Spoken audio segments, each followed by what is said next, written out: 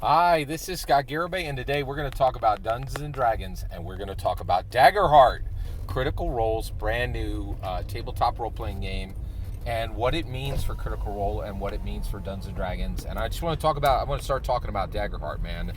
First of all, I'm excited. I'm just like you. I'm not above the charms of Critical Role. I'm incredibly impressed with everything Matthew Mercer does, and I'm impressed that I'm impressed that Matthew Mercer had Daggerheart demoed at Gen Con. That's a big move. It took courage, and they're going to get some slings and arrows right out of the gate, right? From me and others, right? But one, let me give him his flowers. He moved fast. He actually put something up, and people were, they demoed it at Gen Con, and people were very excited to see it. And so what is Daggerheart? So first of all, let's just talk about the obvious. Critical Role is in a different space, man. They are in a very unusual space, and Daggerheart is part of that, right? So first of all, what is Daggerheart? Daggerheart is the OSR and Indies' hopes and dreams that it will be a D&D killer, okay? And you're like, well, what about Matthew's, what about Matthew's plans for it? What about, just people who want to play it to have fun? Y'all can kick rocks. Nobody cares, right? And the reason why is there's people who really care, right? And there are a lot of them on the OSR and the indie side, and they are trying every day to defeat Dungeons and Dragons, and they cannot do it, right? But Matthew Mercer can do whatever he puts his mind to. We know this, right? So he has the capability. Does he have the will? Anything he connects his will to, he becomes capable of.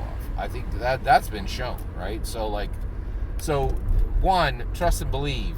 For the biggest thing that Daggerheart is for the OSR and the indie tabletop role playing game scene. Overall, it's a D&D killer, right? They're hoping it's going to be a D&D killer. We're going to see if it is or is not, right? So and then the other thing is, well, what about what Critical Role says about it and what they want it to do with it, right? Well, first of all, Critical Role is in a different place. First of all, anything Critical Role says publicly, who cares? The odds of it being truth are virtually none, right? And the reason why is you got millionaires with many, many, many irons in the fire. They got projects left and right. And every time they open their mouths, they sound like politicians now, right? These guys are taking meetings with Jeff Bezos. Are you kidding me? Right? With American billionaires who are very involved in literally the next presidential election, right? Critical Role ain't, the idea that they're nerdy actors, playing a D&D game is absurd, right? They're millionaires with millionaire plans, right? And that means that everything they say about all their products and all their, and all their activities goes through a filter of promotion, and everybody's like, I heard what you said, but nobody believes that, right? And we know this because look at what happened with Candela Obscura. They're like, hey, we got a new game coming for you. They didn't say, hey, we copied Blades in the Dark. That's what they did. They didn't say it, right? It was a bad copy. And they had to come out and acknowledge it. They were like, hey, we got to acknowledge, they came out. They tried to come out and go, oh, look, a new game. Everybody that ain't a new game. That's a bad copy of Blades in the Dark. Are you kidding me? Right? And now they're in a little bit of the same they have a little bit of the same problem with Daggerheart, in that it sure looks like a PBTA game. It sure looks like a PBTA game, right? You might not have copied Blades in the Dark Direct, but it sure looked like you copied the genre. It sure looked like you did nothing but copy the genre of PBTA pretty directly. All right, and so one, this is tough, right? And people are like, hey, why does all this, why did Daggerheart and Candela Obscura all 3 months ago, we were expecting these exciting new games to come out. You're just, you're giving us refried beans. What is this? Where's the new stuff, right? Well, why is that happening? Let's talk about that. Matthew Mercer, baby. So, did you notice Matthew Mercer really ain't designing on any of this, right? His name isn't really attached to any of this. It's just under the Critical Role umbrella. Why is that? Because Matthew Mercer don't care about making a new tabletop role-playing game. He is still under consideration, in my humble opinion, as the next Dungeons & Dragons design lead, right? And he knows if he actually does one iota of actual design work on anything not real, right? That's not D&D. He screws up his relationship as D&D canon author on the fast track to being D&D design lead, exactly like Gary Gygax was, exactly like Robert Hainsey was, exactly like Ryan Dancey was, exactly like Christopher Perkins, right, and Jeremy Crawford, right, and actually, yeah, there's never been a female design lead. So it's a lot. Okay, yeah, there's a lot there, right? So where do we land with Daggerheart, right?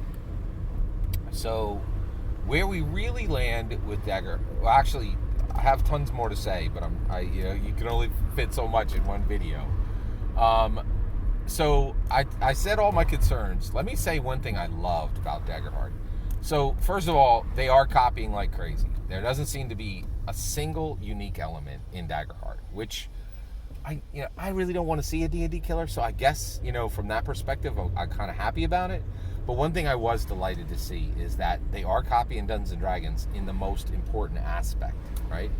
So from all the content that came out from the Gen Con release of Daggerheart, and you're like, wait a second, Scott, that was some playtesting that they did.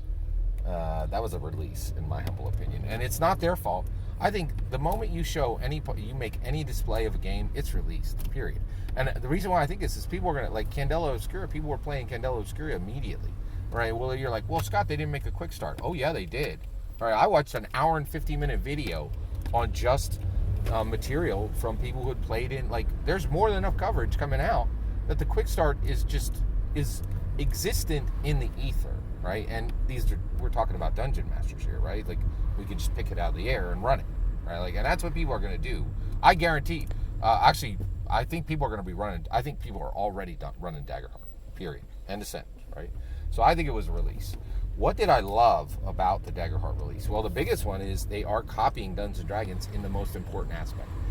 This game had a character sheet and it had cards. They were running it with cards, and they were like, you run Daggerheart with full color Magic the Gathering sized cards because Dungeons & Dragons is run with full color Magic the Gathering cards, right? So they were saying, oh, Magic the Gathering and Dungeons & Dragons are one product.